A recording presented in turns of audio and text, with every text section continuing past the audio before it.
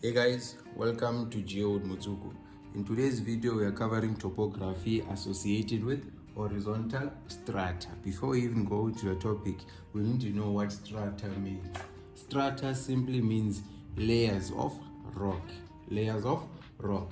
And horizontal is telling us that these layers of rock lie flat. They are not at an angle. They are flat. Hence, horizontal strata. Strata means layers of rock. Horizontal strata is telling us that these layers are flat. They lie flat. They are not at an angle, right?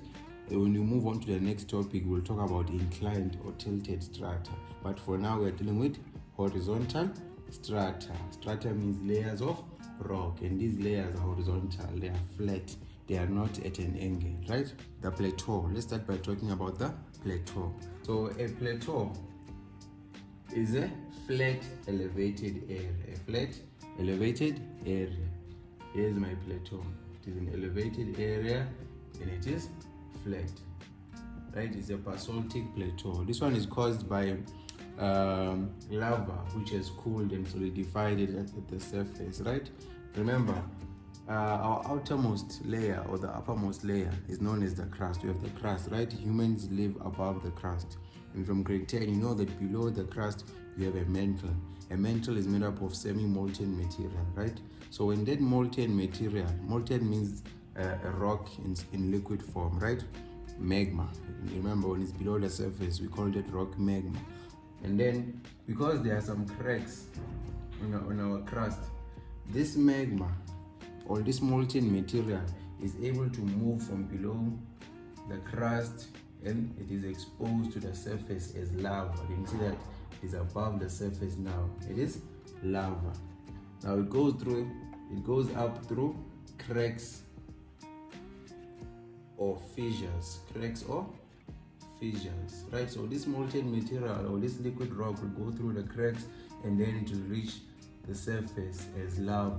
Now this lava will flow above the surface. Can you see it flowing above the surface? And then it will cool and solidify to form a hard rock, right? Over time, more molten material will be exposed to the surface as lava, and then it is going to go above this one, and then it is going to cool and solidify again. You see that now we're having layers of hard rock. We're having a layer of hard rock, right? Over time, there will be more and more molten material, right? More lava flowing above the surface and cooling in horizontal layers, right? Remember, horizontal strata. Strata means layers of rock, right? Now this molten material moves from below from the mantle, right, above the crust, and it flows as lava, and then it flows above the surface, right? And then it cools and solidifies. It cools and solidifies in horizontal layers, right? Horizontal layers. Now this lava forms our basaltic plateau, right? Our basaltic what? Plateau. Basalt is a type of igneous rock, right? A type of igneous rock. Remember, our igneous rock from grade 10, it forms from molten material, right? So hence we call this one the basaltic plateau, because the type of rock there is the basalt, right? So when this lava cools and solidifies there, it forms a very hard rock at the top, right? It forms a hard rock.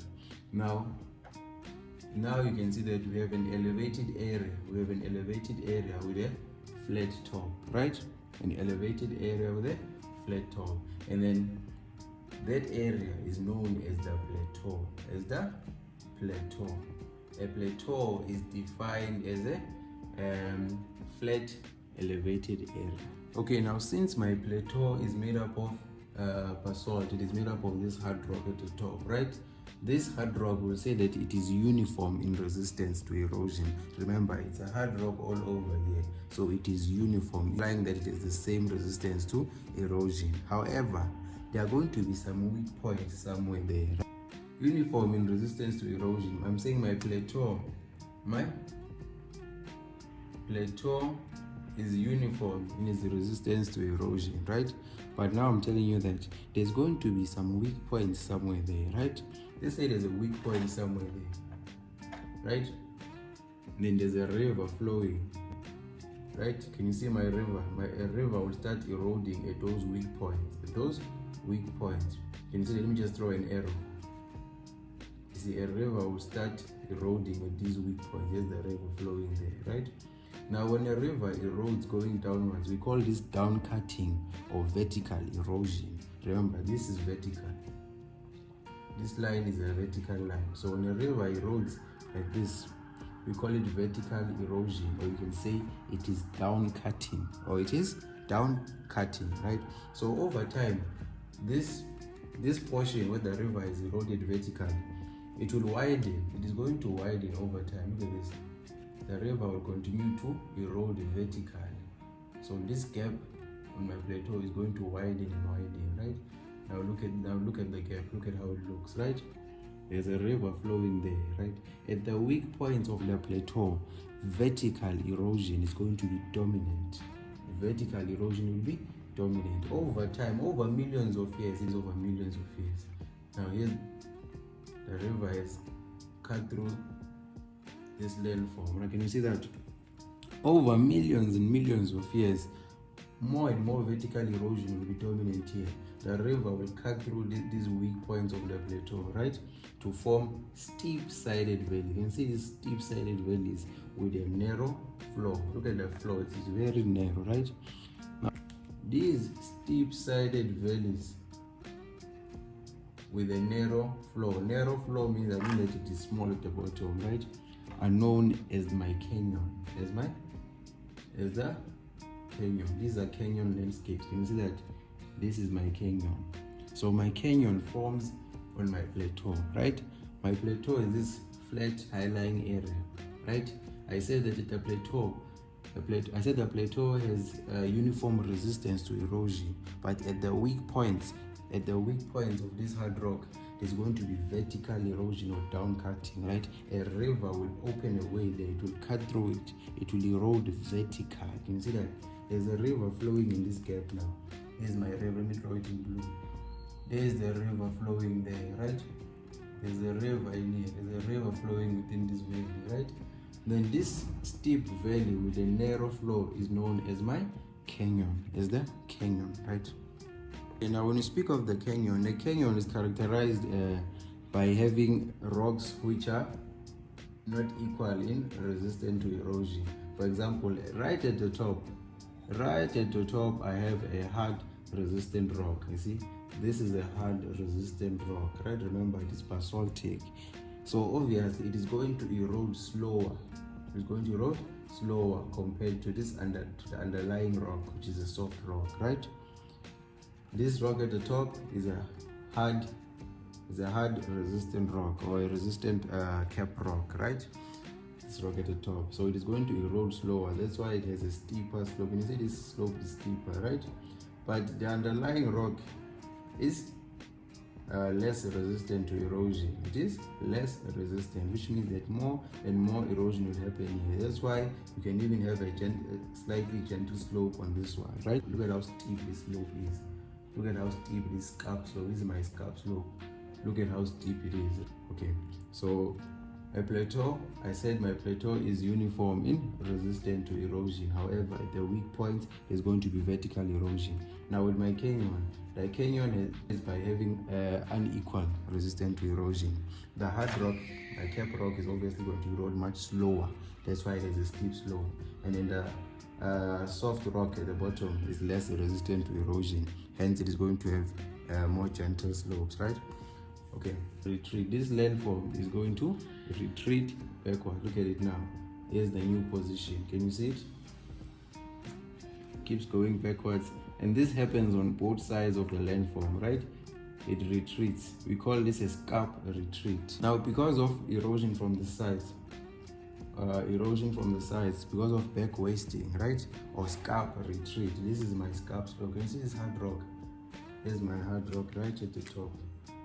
Here's my hard rock, right?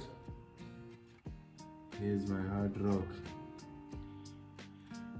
The position of this hard rock was once here, right? It was once somewhere there. You see that? This side of my hard rock, this steep slope, is known as a cliff, a free face, or a scarp slope. So that's why I'm saying when it retreats, when it goes in this direction, it means it's going backwards. Even on this direction, it retreats, going backwards, and it becomes smaller, right? That's why we call this a scarp retreat, right? The position of the scarp slope is changing over time. It is moving backwards, it is retreating, right? Or you can use the concept back wasting. It refers to more or less the same thing, right? When it erodes going backwards. Now, Mesa is a Mesa. Is a mess. Can you see that? The plateau, over the plateau, it was vertical erosion, right? Because of this vertical erosion, we had these steep-sided valleys. This forms a landform known as a mesa. Continued back wasting and scarp retreat. Can you see it? This is a mesa, and over time, the landform is going to be somewhere there. Can you see that? It's going to become smaller and smaller. Can you see? It became even smaller. It became even smaller. It is no longer a mesa. It is now a butte. It is now a butte. There's going to be more and more scarp retreat. More scarp retreat. This hard rock is going to become smaller and smaller. Can you see that? Smaller and smaller. Smaller and smaller. Can you see that? Because it's eroding from the side. This landform is eroding from the side. The scarp slope, this is my scarp slope, is becoming smaller and smaller until it falls off eventually. And then we're going to have a pointed hill like this one. Can you see that? This hard rock is no longer there. We now have a pointed hill known as a conical hill. As a conical what? Hill. After the plateau was eroded vertically, we had this landform, right? We had this landform, a mesa. We had a mesa. We had a mesa. And then this is my scarp slope, this is my scarp slope, right? So this landform eroded from the side, right? We call this scarp retreat or back wasting or back wasting. Back wasting is when this scarp slope changes position over time. Can you see where it is now? Over time it's going to erode from the sides. The scarp will be somewhere there. The scarp will be somewhere here. Can you see that? So it retreats, right? Called retreat. Now eventually over time, this mesa, this big one was the mesa, right? And then as it erodes from the sides, right? Because of scarp retreat and back wasting, it is going to become narrower to form a butte. This butte here is going to erode from the sides over millions of years until this hard rock is eventually eroded away, until it falls off to form this one here, this pointed hill known as a conical hill. Now let me draw them separately, right? We start off by having the biggest one, right? The mesa. Here's the mesa. Can you see it? Here's the hard rock at the top. Then we have scarp retreat. This is when the position of the scarp slope changes position over time. This is my scarp slope, right? This is a very steep slope on the side. When this scarp slope changes position over time because of erosion, we call it a scarp retreat. You see the scarp slope over time is going to be somewhere here, right? It erodes from the sides. Going to be somewhere there. Can you see that? Now we have a new landform, this blue one, right? The biggest one was the mesa. Now this blue one is a butte. It is narrower. And over time, this hard rock is going to erode, become smaller and smaller, smaller and smaller. The scarp retreats until this hard rock at the top is completely eroded away. And then it is going to form this pointed hill. Can you see this pointed hill? It doesn't have that hard rock at the top. This pointed hill is the conical hill. Now there's a good way to remember these Karoo landscapes. These Karoo landscapes. There's a good way to remember them, right? Let's look at the biggest one, the mesa. Mesa starts with the letter. Let's look at the biggest one, right? The mesa. Mesa starts with the letter M. Let's take M for mama. M for mama. Okay. The butte starts with a B. B for baba. B for baba. The conical hill starts with a C. C for child. C for child. Now we know that mothers are usually very thick and curvaceous, right? So that's why the mesa is the mama, is the biggest one. And then followed by baba. Like baba is slightly slimmer. and then the smallest one is the child, the conical hill. C for conical child. So mama, and then we have baba, and then we have the child, right? How are they similar and how are they different, right? Similarities, let me start with these two, a mesa and a butte. A mesa and a butte. Number one, they both have the resistant rock. They both have the resistant cap rock. This is the hard rock at the top. They both have it. Let me just draw the child somewhere here, right? Both the mesa and the butte have the resistant cap rock, the rock at the top. Can you see that? But the conical hill, the child does not have the resistant rock cap. Number two, this is my mesa, right? Let's compare the height and the width. The height, this is the height of my mesa, right? This is the height, h. Now let's look at the width.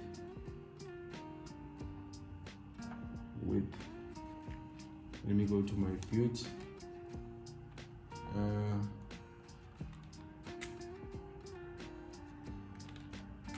This is the height of the butte, and this is the width, right? If you look at my mesa, the mesa is wider, has more width. It has more width than height. The mesa is wider than it is high. That's why a mesa is defined as a flat table mountain that is wider than it is high. It is a flat table mountain, right? That is wider than it is high. It has more width. Look at it. It's more width than height. An example of a mesa is the table mountain. Now let's look at the butte. Let's look at the butte. The butte has more height. Can you see that? It has more height than width. This one is defined as a flat-topped hill. This one was a table. Now this one is a hill. This one is a flat-topped hill that has more height than width. It is higher than it is wide, right? The mesa is a flat table mountain that is wider than it is high. A butte is a flat-topped hill that is higher. It is a flat-topped hill that is higher than it is wide, right? We compare the height and the width to differentiate between them, right? Then you must also know that a conical hill is a pointed hill, right? A conical hill can also be called a pointed butte. A pointed what? Butte. Pointed butte. A conical hill can also be called a pointed butte, right? A pointed butte. Now remember, I said this is the mama, the mesa is the mama, the butte is the baba, the conical hill is the child. But this is where the confusion starts. Which one is in its furthest stage of development? When they ask you that question, they mean which one is oldest, right? Between a mesa, a butte, and a conical hill. Just because I said this one is the mama, baba, you think these ones are older. But the child, the conical hill, is the oldest, right? Because remember, the conical hill was once a mesa. It eroded over millions of years to become a butte, over more years to become a conical hill. Can you see that? So it has been there longer compared to these two. So the oldest one, the one which is in its furthest stage of development, is the conical hill. But if we're comparing mama and baba, which one is the oldest? It is the butte, because it was once a mesa, but it eroded over more millions of years to become a butte, right? Now there was a question which was asking, why does this landform maintain its height? Why does it maintain its height, like the mesa and the butte? That's because this hard rock at the top is protecting the underlying rock. Underlying, I mean the rock beneath it. This hard rock is protecting this rock underneath from vertical erosion. I know vertical erosion happens at the weak point, but it doesn't happen everywhere, right? So this hard rock at the top is protecting the underlying rock from vertical erosion. So since it can't erode from the top, it is going to erode from the side. It's going to escarp retreat. That's why this landform is able to maintain its height, right? But when this hard rock falls off, can you see that it is now shorter? It is now a conical hill. Can you see that? So this hard rock protects the underlying rock from vertical erosion. It can't erode from the top. Now it has to erode from the side. That's why the landform is able to maintain its height. Now I forgot to mention here, right?